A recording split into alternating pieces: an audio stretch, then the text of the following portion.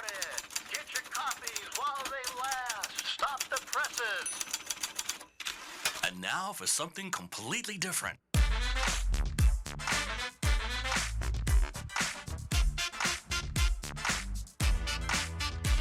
There's no business like show business. Are we not entertained? Prepare yourself for a little sensory overload. Stand by to roll show intro. Roll show intro in 3, 2, 1, go. It's showtime. The Craig L. Hayes Show.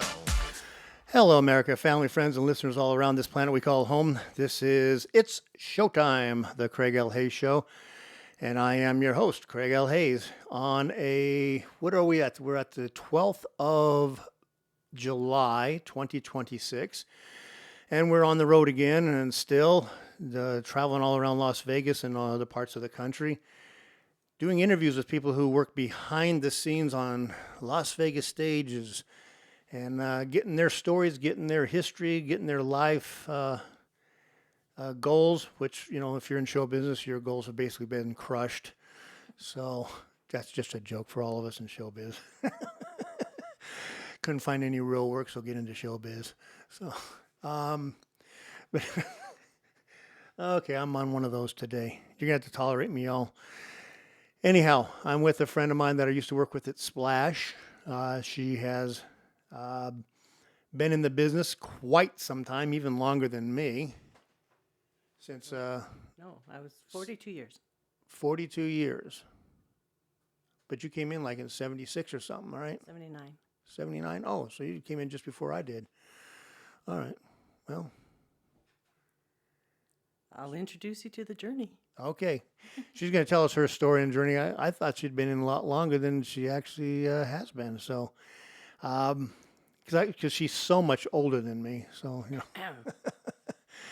So, Kay, welcome to the show. Yes, it's Kay, just Kay. Just plain Kay. It's because I changed my name so many times. I've been married 3 times, so I started with my maiden name, which is D. Herder. And I still have friends after all this time who think my name is Katie Herder. And so I'm going to set the record straight. It's actually Catherine Jean D. Herder, Bovino, Enneper, Lober. Okay, so that's why it's just K. Anyway, Which explains a lot. When I called her up to talk to her, I was talking to her. I didn't know who she was until she said, "Oh, we used to work at Splash together." I was like, "Oh, Kay Bovino?" Yeah, it used to be Kay Bovino, but I've had a couple name changes. Okay, now I got you. All right, okay, and the kids are Bovinos, so we're good. gotcha. Anyway, the journey. How did I get to Las Vegas? Born in Chicago, raised in suburban Minneapolis. And when I was in 11th grade, I really knew nothing about theater or showbiz of any kind. I was a suburban girl. I liked my horses, and that was about it. So when I got to 11th grade, I started hanging with a group of people who were the theater geeks. And the theater geeks encouraged me to audition for an improv play that was going to be constructed from scratch by the students, and there were approximately 25 of us, I think. And we created this show about teenagers by improvising little vignettes through the rehearsal process. And we rehearsed for 8 weeks, put the show together. I wrote music for it.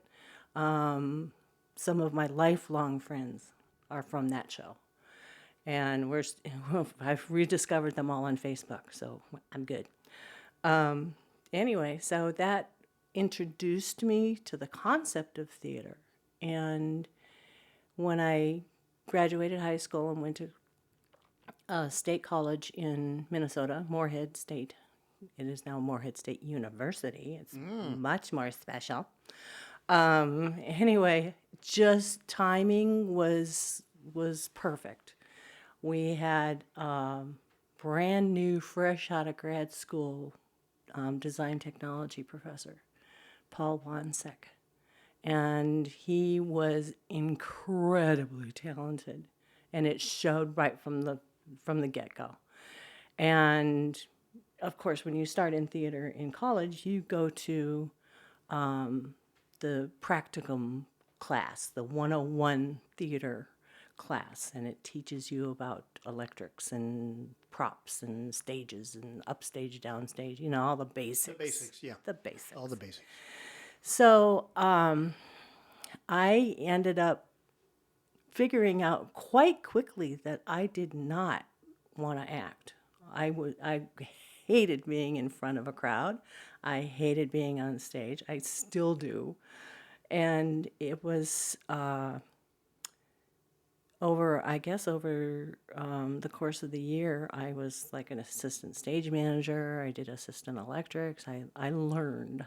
I absorbed all this backstage stuff that I never knew existed until I did it.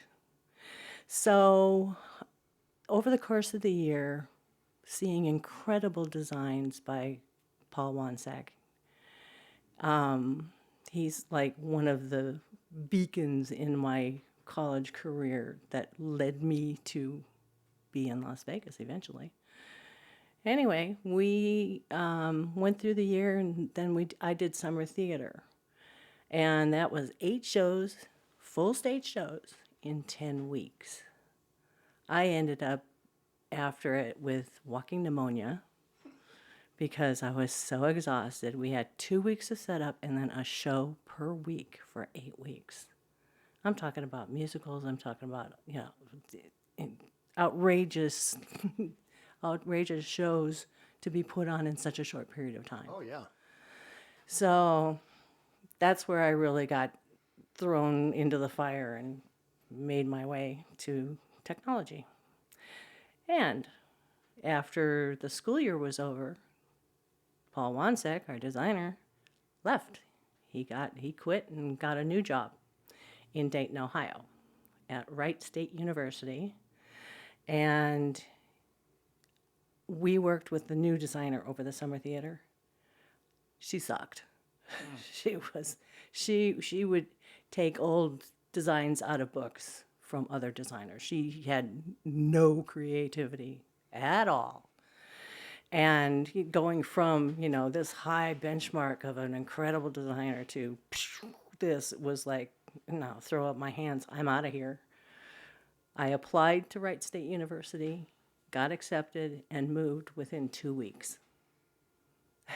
So, I've made a lot of major decisions in my life in very short periods of time.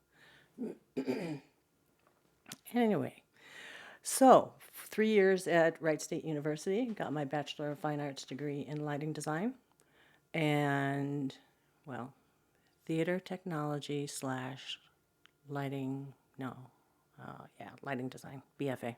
Anyway, went back to Minnesota to do an internship my final quarter of college. And that was going to be my senior project. I had to keep a journal. I had to report back to the chairman of the department, Abe Bassett, who was the creator of this amazing program that was basically starting from scratch. And so Paul Wansek was very professionally oriented. So many college professors are college oriented.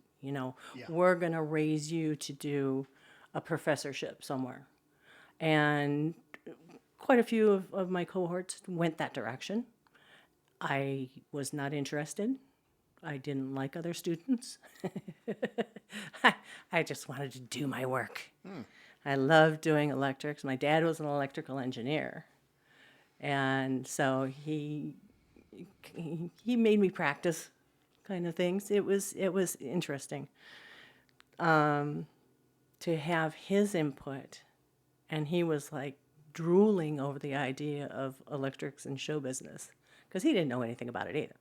He knew about factories and he was instrumental in converting Pillsbury factories from analog to computer controlled factories around Minnesota and actually in other countries. Okay. Okay. Anyway, moving on. Did my So meaning like controlling all the cookers, so computer controlled all the mechanics, the mechanics, the Yes. the belts the that belt moves moved all the product and yeah, in and out of the cookers and in and okay. yeah. And he worked on a lot on the Poppin' Fresh mechanics of I like your dad already. He was very cool.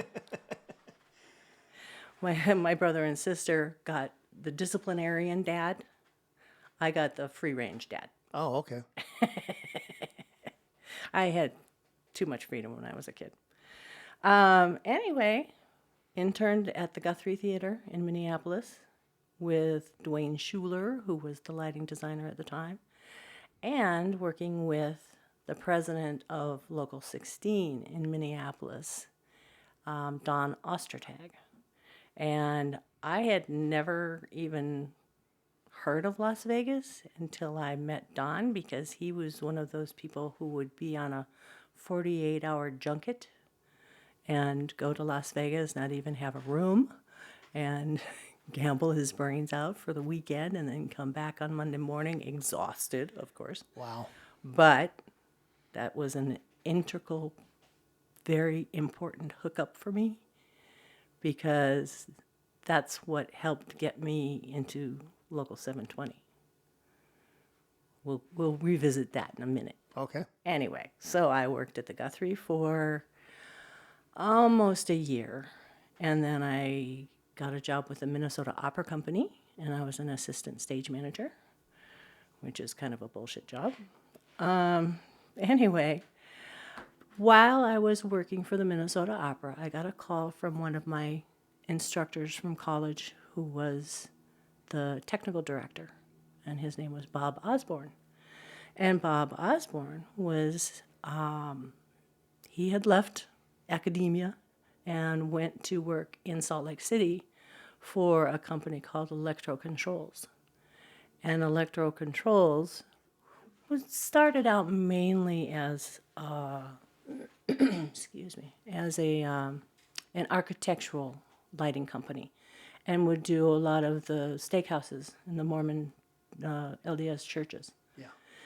So they had that sales department, and they wanted to build the show business sales department. And so they hired Bob. Bob hired a handful of actual theater people to come in and create this different division. And they started manufacturing stage lighting equipment. So I was brought in to sell to nationwide rental houses, like cinema services.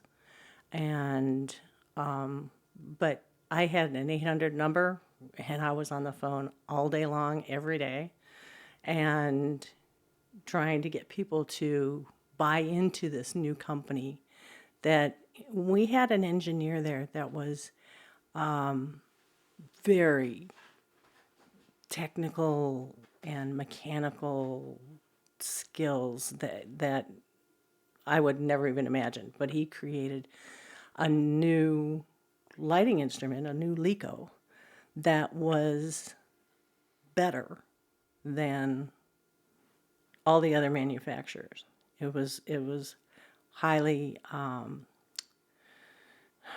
what's the word I want? I don't know.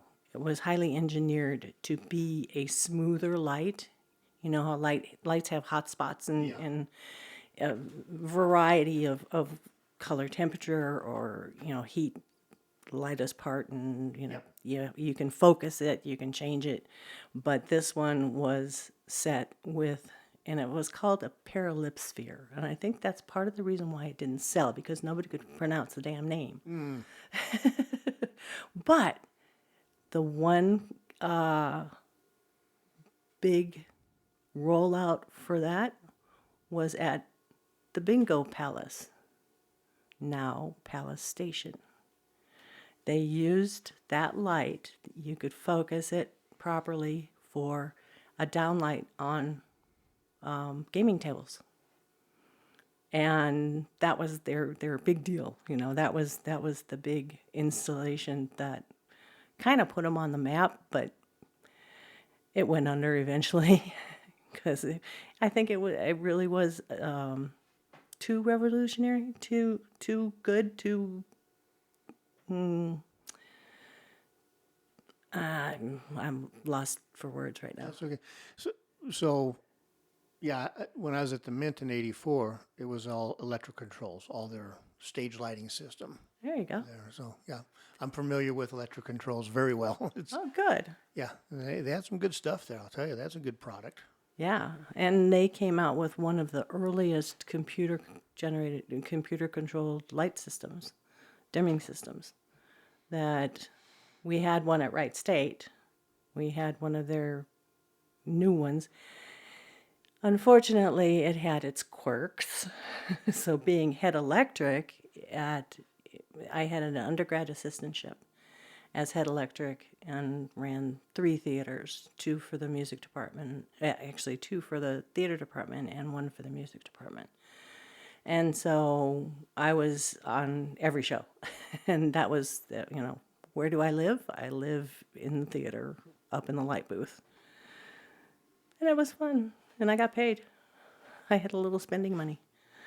Yeah, whenever you're in those positions, you're going to be living there, and you're probably salaried, right? Yeah, it was an undergrad assistantship, so I got paid A little bit. Yeah. $200 maybe. And you lived there, so you're making about $2 an hour. Yeah, pretty much. Pretty much. I've been there too, and it's like, ugh. But anyway, skipping ahead to how I got to Las Vegas was when I was working in electric controls. I was sent out on business trips to like conventions and to like our top buyers that I would go and I would schmooze and I would, make sure I get to take them out to dinner. And one of the business trips was down here to Las Vegas. And the company who installed Bingo Palace, which it was still Bingo Palace at that time, was an architectural dimming company, lighting company, and visited them. Also visited Cinema Services, and so Jimmy Brennan, of course, at Cinema Services, got me hooked up with going to see a couple shows, and being backstage, and just being in Las Vegas. Do you remember the shows? I had never been there. Scott Chase would be the one to ask for that one. DI. Okay. I went to the DI. I don't remember the show. I do remember meeting Randy Wood, Dick Wood's dad. Yep. He was stage manager there. And then I went to... Did I go to the Hilton? I think I did. Kind of a fog. It was not even a 24-hour trip here. And Wow. yeah, so I was here and saw a couple shows and gone back to Salt Lake. Anyway, so one of the people I met said, "Why haven't you ever become a stagehand?" And I went, that's a good question. Let me see. Tell me what I got to do. And so that idea started rolling around in my head. And shortly after that, my boss, Bob Osborne, got cancer. And wait a minute. I think I got laid off first. They laid me off because they didn't like paying me the bonuses that I got written into my contract. Because I took a $30,000 a month department. And the second month, I made it $100,000. And third month, I made it $200,000. And the fourth month, I made it $300,000 department. I was good, dude. You're making some good bonus on that. Uh-huh. And I think they saw it as a threat. I know it was a very conservatively owned company, and I was a 24-year-old single woman living on her own, and I didn't really care what they thought. We had a group called the New Kids Club, and the New Kids Club were not Mormon. I think it was pretty much a Mormon-owned company. And each one of us got a different club membership, because clubs is how you can go drinking, or did at that time, go drinking in Salt Lake, was that you had to be a member of the club so you could order cocktails, not like bring your own stuff. Yeah, they have some weird rules up there. Yeah. I think they still have a lot of those, not all of them, though, because so many people have moved in there. But yeah, they used to have the weirdest rules for drinking. It was baffling to me. Yeah. Because, of course, theater people, where do you go after the show? Exactly, to a The bar. Guthrie Theater had a bar in the theater. So the crew, the cast, everybody would go hang out after the shows. Unfortunately, there were things called taco and tequila night. And the night it happened was, I was doing stage cues. I was like lowering a chandelier for the second act. So once I lowered the chandelier for the second act, I was done for the show. Well, where do you go when you're done with the show? You go to the bar. Go to the bar. Yep. That was a dangerous night. But I made it home safe and sound. That's good. Not healthy, but safe and sound. Looking through one eye, right? Oh, yeah. Oh, one eye spot shows. Yeah, that's another story. Oh, yeah. Anyway, 4 months. Back. I got laid off from electrical controls. Went up to Wyoming to live with my best friend from high school, who lived up there with her husband and daughter. And I just kind of chilled out for 3 months, and then they called me to come back in, to go back to electrical controls. So I did, and that's when I found out that my boss, my direct boss, had cancer. And very shortly after that, he passed away. And my new boss, who they brought in, I had 2 meetings with him. Other than that, I was just kind of doing my own thing, doing my job, making money. And the first... Was your commissions all the same? They didn't try to change all that because you're doing too well? They couldn't change my contract. Okay, good. All right. Just making sure. Uh-huh. I was still making bank, and I never worked on a Friday in the wintertime because I went skiing. There you go. They have some good skiing up there. They do. But every day we would usually work extra late. There wasn't overtime at that point. We were all salary. But yeah, we would bank our hours and go skiing on Fridays. Because it was Salt Lake City. Come on, you know. Alta, Snowbird, Alta was my favorite. But yeah, we sampled them all. some of the best snow in the world right there. So. Oh yeah, it was great. Anyway, actually, Jimmy Brennan came up with Walter White and another guy, a lighting designer, and I can't remember his name. And I went up and met him, and we all went skiing together at Alta. That was awesome. Oh, cool. Yeah. So that was a definite connection between Las Vegas and me. And so 4 months later, after fighting tooth and nail with Hal Ritzer, another blast from the past. Yeah, another one. Yeah. Anyway. Great business agent, but just so Yeah. cantankerous on stuff sometimes. Just like, Yeah. geez. Not really thrilled about adding another woman. There were only like 9 of us in Craft One, and he fought, and I fought back. I got a letter of recommendation from the president of Local 16 on the Ostertag. And I got one from Electro Controls, and, they spelled out my skills. They knew what I could do. And so I got... Did Jimmy Brennan help in any way, or did he do an intro for you, or Walt White? Either one of them guys. You know what? I didn't ask them. Oh, okay.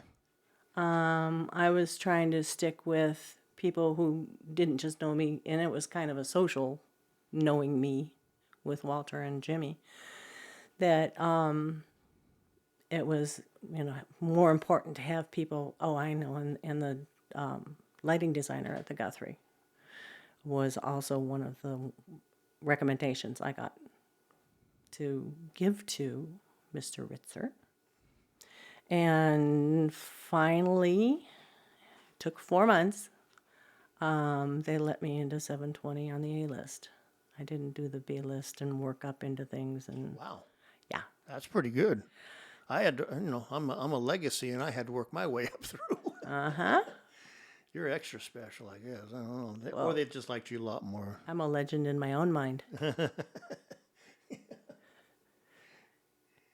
Anyway, so why don't we pause there, because we're already done one episode. Okay. And then we'll come back in just a couple seconds after we do this, and we will Have a continue on. This is kind of a commercial, but I don't have any commercials. No one's willing to sponsor me, so yeah, one day maybe. All right, we'll be back. You're listening to It's Showtime, the Craig L. Hayes Show.